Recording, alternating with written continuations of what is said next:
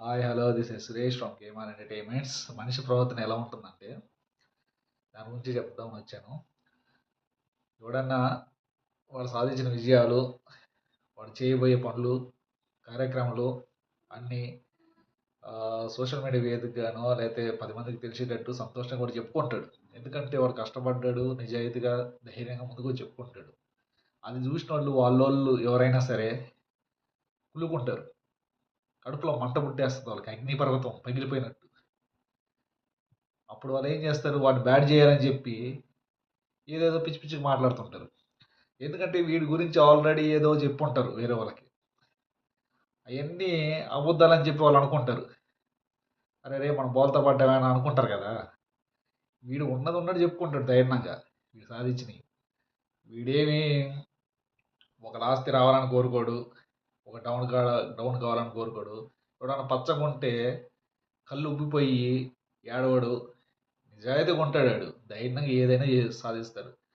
అట్లాంటి వాళ్ళని చూస్తే కొంచెం తేడాగా ఉన్న వాళ్ళకి భయం. అరే రే రే రే వీడు ఎదిగిపోతున్నాడు అని చెప్పి. మొహాలు ఇప్పుడు మొహం చూస్తే కరెక్ట్, మొహం చూస్తే ఒక రకంగా ఉంటుంది, వాడు మాటలేమో వేరేగా ఉంటాయి, వాడి మనసులో ఇంకొకటి ఉంటుంది. సో బయట ప్రపంచం చాలా దరిద్రంగా ఉంది. అందరిని అనట్లేదు, కొంతమంది చాలా జాగ్రత్తగా ఉండండి. ఎంత పెద్ద మనిషి నీతులు చెప్తారంటే అందరూ పెద్ద మనుషులే అని టైటిల్ పెట్టి ఒక సినిమా తీయాలని ఉంది. తప్పకుండా తీస్తా, దాని గురించి ఆలోచిస్తాను పాయింట్ కూడా.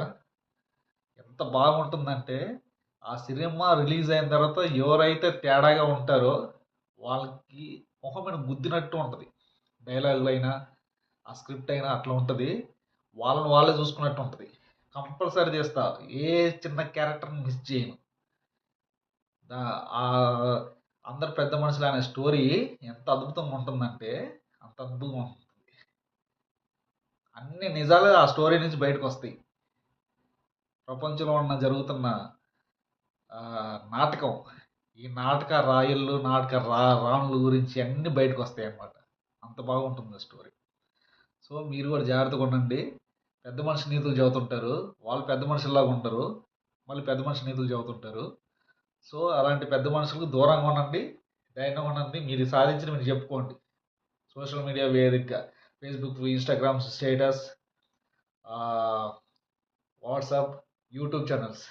మీరు సాధించిన మీరు పెట్టుకుంటున్నాడు, ఎవరిదో పెట్టుకోవట్లేదు కదా. ఎవడో కులుకుంటే మనకేంది, మన టాలెంట్ మన ఇష్టం. అది అవతల ఏడిస్తే ఆ ఏడుపు వాడే కొట్టుకొని పోతాడు.